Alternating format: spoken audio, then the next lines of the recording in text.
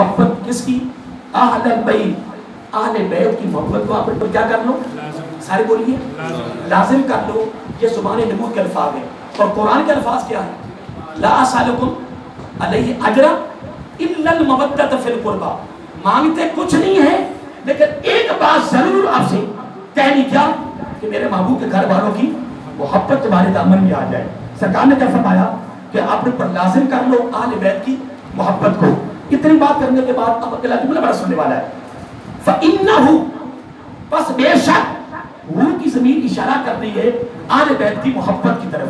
فَإِنَّهُ، پس بے شک جو من لقی اللہ، اللہ تعالیٰ سے اس کی ملاقات ہو، اللہ تعالیٰ کے سامنے اس کا آمنا سامنا ہو.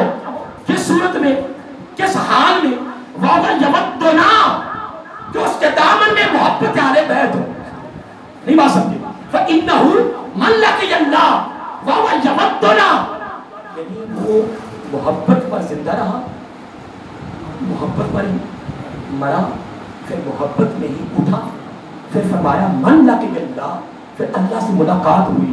تو جب ملاقات ہو رہی تھی نا، آمنا سامنا ہو رہا تھا، اس وقت بھی وَهُوَ يَوَدُّنَا، اس کے دامن میں اس گھرانے کی محبت تھی. تو پھر ہوگا کیا؟ اگلی بات سنیں. پھر ہوگا کیا؟ ہوگا کیا؟ فرمایا داخل الجنہ، داخل الجنہ، جنت میں داخل ہوگا. لیکن نہیں، جنت میں داخل ہوگا ان کی محبت میں. آگے نبی پاک نے فرمایا بے شفاعتنا، ہماری شفاعت کے ذریعے. یہ شفاعتنا تبرانی کی حدیث ہے. بے شفاعتنا، ہماری شفاعت کے ذریعہ. تو شفاعت سے مراد کیا ہے؟ ایک بات بھی، کیا شفاعت ادا کریں گے؟ شفاعت سے مراد ہے کہ وَدُّنَا أَهْلَ الْبَيْتِ. پیچھے آ تو گیا ہے کہ نبی پاک کے گھر والوں کی محبت ہی ان کی شفاعت ہے. داخل الجنہ بشفاعتنا. اب اتنی بات کرنے کے بعد میرے آقا علیہ السلام نے پھر اگلا جملہ کہنے سے پہلے قسم اٹھائی. اگلی بات ضروری آ گئی نا. فرمایا وَالَّذِي نَفْسِي بِيَدِهِ، مجھے اللہ تعالیٰ کی ذات کی قسم جس کے قبلہ قدرت پہ میری جان ہے. تو سنا، لا ينفع عبدا عملہ، قیامت کے دن کسی کو کوئی عمل نفع نہیں دے. سن لو نبی کی حدیث ہے، لا ينفع عبدا عملہ، کسی بندے کو اس کا عمل نفع نہیں دے گا. تو کس کو نفع دے گا؟ سنو، فَمَنْ إِلَّا بِمَعْرِفَةِ حَقِّنَا، ہمارے معرفت کی، ہمارے حق کی معرفت کے سبب. اللہ اکبر، ہمارے حق کی معرفت کے سبب. تو ادھر کیا تھا؟ شفاعتنا، شفا سے بھی مراد محبت اہل بیت ہے، اور حق کی معرفت کے سبب. اور نبی پاک کی حق کی معرفت بھی محبت اہل بیت ہے. جس کو محبت اہل بیت کی دولت مل گئی، اس کے دامن میں آ گئی، الحمدللہ ثم الحمدللہ، الحمدللہ. ادھر بھی کامیاب ہے، ادھر بھی کامیاب ہے، ادھر بھی وہ گمراہی سے بچے گا، موت کے وقت بھی شیطان کے حملے سے محفوظ رہے گا. لن تضلوا، گمراہی سے بچ کر کلمہ پڑھ کے دنیا سے وہ رخصت ہوگا. اب ہے نا، ویسے واقعات بڑی ہیں. میں حضرت عمر بن عبد العزیز رحمت اللہ تعالیٰ کے بارے میں پڑھ رہا تھا. عقبہ امیہ خاندان کے تھے، اور جس طرح حضرت عمر فاروق نے حکومت چلائی ہے، یا جس طرح حکومت کی ہے، حکمرانی کی ہے، انہیں اسی طرح کی. اس ان کو اہل علم کہتے عمر ثانی. سبحان قربان جائیں، ان کے پاس نبی پاک کی آل کا ایک شہزادہ آیا. اللہ اکبر، کیا آیا؟ نبی پاک کی آل کا شہزادہ ان کے دروازے پہ. وقت کے حاکم تھے نا، سربراہ تھے. دروازہ کھٹکھٹایا تو باہر نکلے نا، تو دیکھ کے ڈر گئے، ایسے ہاتھ جوڑ دیے، کہنے کہ میرے آقا کے خون، میرے آقا کے آل کے شہزادے، میں ہاتھ جوڑ کے کہتا ہوں آج کے بعد میرے دروازے پہ نہیں آتا. یا تو گرامی نامہ بھیج دیا کرے، ان کو خط بھیج دیا کرے، رکا بھیج دیا کرے، یا کوئی پیغام دے، میں خود چل کے آؤں گا. کیا اگر میں تمہیں اگر اپنے دروازے پہ بلاتا رہا تو میں تیرے نانا جان کی بارگاہ میں جا کر کیا جواب دوں؟ میں کس منہ سے جاؤں گا؟ اور پھر حضرت عمر بن عزیز علیہ الرحمہ کے پاس ایک نام میں مختصر کر رہا ہوں. ان کے پاس ایک شہزادہ آیا, بڑی بڑی لمبی زلفیں تھیں, بڑے خوبصورت تھے. سید ہو تو پھر خوبصورت نہ ہو, سید ہو پھر سخی نہ ہو, پھر سید ہو تو پھر دیتا نہ ہو, مانگتا نہیں وہ دیتا ہو. سید کیا ہو خون مصطفیٰ صلی اللہ علیہ وسلم. تو اس طرح بڑی دنیا بیٹھی تھی, تو آپ نے اس شہزادے کو اوپر بٹھایا. کیا ابھی داڑھی نہیں اتری تھی, زلفیں بڑی تھی, نوجوان تھے. تو ایک دو بندوں نے کہا کیا ایک منڈا کھنڈا آپ نے اوپر بیٹھا, ایسا دفعہ بولے کہ منڈا صاحب اوپر بٹھا دیا ہے, بڑی بڑی اس کی زلفیں ہیں. حضرت عمر بن عبدالعزیز رحمۃ اللہ کہتے ہیں پتہ یہ کون ہے؟ کہ یہ کون ہے؟ یہ میرا آقا کا خون ہے. نہیں اگر آج کا منظر اگر فاطمہ الزہرا, یہ آپ جملہ ہے, یہ آپ جملہ ہے میں دہرا رہا ہوں. فرمایا تمہیں پتہ نہیں ہے اگر آج حضرت فاطمہ الزہرا رضی اللہ تعالی عنہا خود زندہ ہوتی نا تو میرے اس عمل کو دیکھتی تو بڑی خوش ہوتی, بہت خوش ہوتی. تمہیں کیا پتا کس کو مقام و مرتبہ میں کیوں دے رہا ہوں, یہ ان کا حق ہے جو ہمارے اوپر ہے. الزموا مودۃ اہل البیت, زبان نبوت نے فرمایا میرے گھر والوں کی محبت کو اپنے اوپر لازم کر لو. کیا کر لو؟ لازم کر لو, اس لیے کہ یہ تمہاری بخشش کا ذریعہ ہے. دیکھیے اب ان کی میں ختم کرنے لگا ہوں. میں ان کی سخاوت کے بارے میں ایک بات کرنے لگا ہوں کہ حضرت امام حسن رضی اللہ تعالیٰ کے پاس ایک سائل آیا, اور آپ اس بات پہ غور کرنا ہے. اس نے نا ایسے نا رکا پیش کیا, رکا اس طرح بند تھا, رکا اس طرح بند تو اس نے ایسے پیش کیا. اب دیکھو رکا جو دیا ہے, ابھی رکا دیا اب خاموش ہو جائے. حضرت امام حسن رضی اللہ رکا کھول لیں گے, پڑھیں گے, پھر حکم صادر کریں گے. اس نے ایسے رکا بھی دے رہا ہے, ساتھ کہہ رہا ہے میرا کام کر دو. یعنی ابھی رکا دیا, یہ دے رہا ہے, ابھی جن کو پکڑا نہیں تو کیا کہہ رہا ہے میرا کام کر دو. ایسے امام حسن نے رکا پکڑا, رب فرمایا تیرا کام ہو گیا, یا تیرا کام ہو گیا. اب وہ چلے گئے, کام تو ہو رہی ہونا تھا, کام تو ہو رہی تھا. تو وہ بالکل وہاں بیٹھے تھے نا, وہ کرنے کے امام صاحب کیا ہو گیا, رکا پڑھتے, کس نے رکا بھیجا ہے, کس نے اس کو بھیجا ہے, اوپر کیا لکھا ہوا ہے, کیا کرنا ہے. آپ نے بغیر پڑھے سب, پھر تربیت کن کی تھی یار. یہ سبق اگر ہم نے یہاں سے نہیں لینا تو لینا کہاں سے؟ مرنا نہیں, قبر میں نہیں جانا, کیا مدار حشر میں نہیں جانا رب کے دربار, تو پھر قبر صاحب کا چکر لگاؤ نا. ان بادشاہوں میں بڑے بڑے سونے, بڑے بڑے خوبصورت, بڑے بڑے اپنی جوانیوں پر دولت پر ناز کرنے والے, ان کی قبریں اندر گری ہوئی ہیں, آج بھی کوئی خبر لینے والا نہیں. اگر ادھر نہیں تو پھر کراچی کا منظر دیکھا نا کہ پورے قبرستان ہی ڈوب گئے, پورا کا پورا پانی قبرستان میں ہے. وہ تمام جو اپنے جناب قبروں کے وقت یہ اس کو ٹیڑھا نہیں ہونے دیتے تھے, اپنے قبروں میں مٹی لگنے نہیں دیتے تھے, اور پتہ نہیں کیا سمجھتے تھے, آج ان کی خبر لینے والا نہیں ہے. امام صاحب کی بات سن لیں, وہ میں آپ کو سمجھا نہیں سکوں گا, واضح نہیں کر سکوں گا, لیکن جملہ تو میں آپ کو دے سکوں گا انشاءاللہ. جب چلا گیا تو لوگوں نے کیا کہا, وہ آپ نے سن لیا ہے. تو امام صاحب نے ان سے پوچھا مجھے یہ بتاؤ کہ وہ کون تھا؟ کہنے لگے انسان تھا, بندہ تھا. آپ کون ہیں, میں کون ہوں؟ کہ ہم ہی انسان ہیں, بندے ہیں, تو کیا تیری اور میری عزت ہے؟ پھر سمجھانے کا انداز بھی کمال ہے نا. فرمایا تمہاری عزت ہے؟ کہنے لگے ہاں جی. میری عزت ہے؟ ہاں جی. اس کی عزت کوئی نہیں, اس کی عزت کوئی نہیں. کیا اس کو میں اپنے دربار میں کھڑے رکھتا ہوں؟ میری بات پہ غور کرو. میں پہلے جملہ کہہ دیا کہ میں آپ کو سمجھا نہیں سکوں گا, میرے پاس اتنے جملے نہیں ہیں. آپ فرمانے لگے کیا آپ سارے بیٹھے ہو, میں بھی بیٹھا ہوں, اسے میں اپنے دربار میں کھڑے رکھتا, میں پڑھتا رہتا, وہ کھڑے رہتا. اس عظیم ہستی میں کیا جواب دیتا اگر میرے رب نے پر سوال کر دیا کہ حسن میرے معبود نے تیری یہ تربیت کی تھی کہ تو میرے بندوں کو اپنے دربار میں کھڑے رکھتا؟ آپ سرکاری دفاتر میں جاؤ اور دفتروں میں جاؤ, نوجوان نہیں, کرسی پہ نوجوان افسر بیٹھا ہے, سامنے بزرگ کھڑا ہے, باپ جیسا, دادا جیسا. بدبختہ, یہ تیری بد نصیبی ہے کہ تو بزرگ کو اپنے دفتر میں کھڑا رکھا اپنے طرف. کیا جواب دے گا؟ امام حسن رضی اللہ تعالی فرمانے لگے لوگوں, نہ اپنے نانا جان کو جواب دے سکتا ہوں, نہ اپنے رب کو جواب دے سکتا ہوں. اس کی بھی عزت ہے جس طرح ہماری عزت ہے. اسے اپنے دربار میں کھڑا نہیں رکھ سکتا تھا. ہاں اگر وہ رکا دے کے خاموش ہو جاتا تو میں رکا پڑتا, میں پڑھ کے فوراً یہی کہنا تھا, لیکن اس نے کہا میرا کام کرو. میں نے کہا تیرا کام ہو گیا, کیوں کھڑا ہو, کیوں کھڑا ہو؟ ہم نے کھڑا نہیں رکھنا, اس لیے تمہاری بھی عزت ہے, میری عزت بھی ہے, اس کی عزت بھی ہے, اس لیے کسی کی عزت کو پامال نہ کرو بلکہ اپنے بھائی کو عزت دو. میرا آقا سے پوچھا مومن کون ہے؟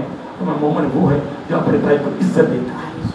اور اگلی بات بھی سنو نا, فرمایا مومن وہ ہے جو اپنے بھائی کو عزت دے رہا ہے اس کا شکریہ ادا کرے, پھر اس کی عزت کو پامال نہ کرے.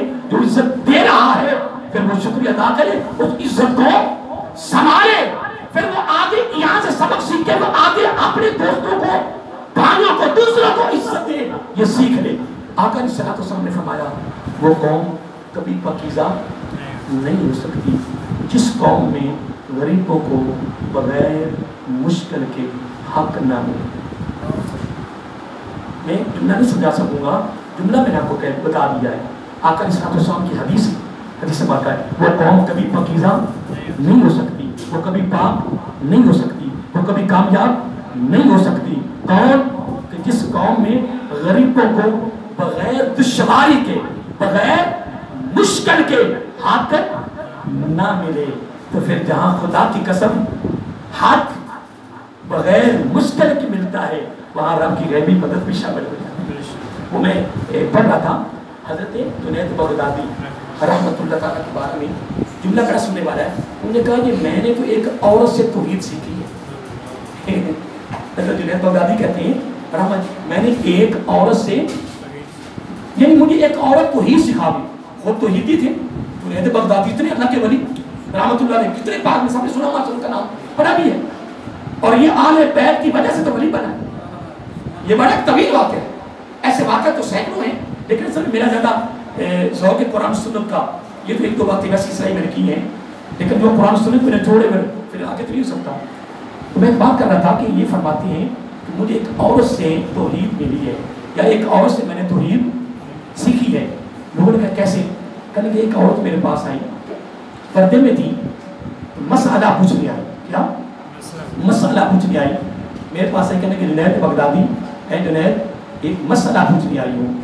کہنے کہ بتاؤ. کہنے کہ میرا خامد دوسری شادی کر رہا ہے. کیا؟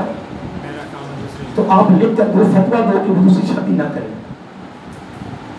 تو جنید بغدادی لرما کہتی ہیں کہ شریعت ثلاثہ و رباع 3-4 تک اجازت ہے, میں کہوں تو میں فتویٰ شریعت کے خلاف دیتی.